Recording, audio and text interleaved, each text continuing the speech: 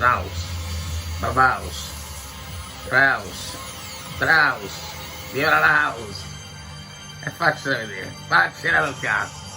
MC20, non te la dirà. Pilaretti parcheggiati, ma poi lei, la regina, 6 cilindri, 630 cavalli, 7500 giri. Questo è un po' snaus, un po' vintage, e ci piace molto, Ma snazzicaci un po' l'MC20. Telaio della 4C Arfio, un po' rivisitato. E col casco la batteria, perché è bello il carattere del batterista. Io credo che ci vorrà un po' per l'unveiling. La passione irrazionale è sul tavolo. Teutonica, italica, la guidiamo ogni volta che possiamo, la guidiamo ogni volta che vogliamo. Piacere del possesso, basta che stanno qua. Ne manca una, ma la chiave italica degli anni 90 era proprio quella della 132. Non vale neanche la pena vederla, vale la pena guidarla.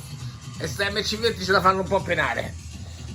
Stanno qua a fare compagnia, a giusto rispetto per il prodotto italico Maserati. Stanno qua a guardarla anche loro, insieme a me, la passione irrazionale, quella che debraia spalanca e scorribanda verrà la capitale. E allora sì, batteria come se piovesse, ma noi vogliamo sentire l'exhaust, vogliamo sentire il sound, vogliamo sentire lo snaus. Non, questo non casco, mandatelo a cure, che sta impazzito questo. E niente.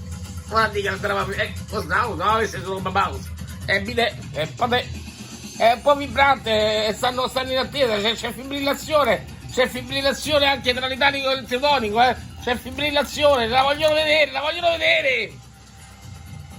Mamma mia, queste cose non ho mai sopportate tutte, secondo me faccio vedere il prodotto, e i batteristi lasciano suonare, mandali in discoteca, fateci vedere la macchina, volevo vedere la macchina, facci vedere la macchina,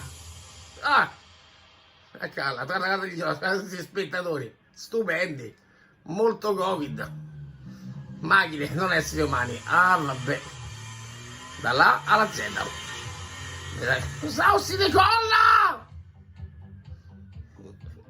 La andremo a vedere dal vivo. È troppo lunga questa qua.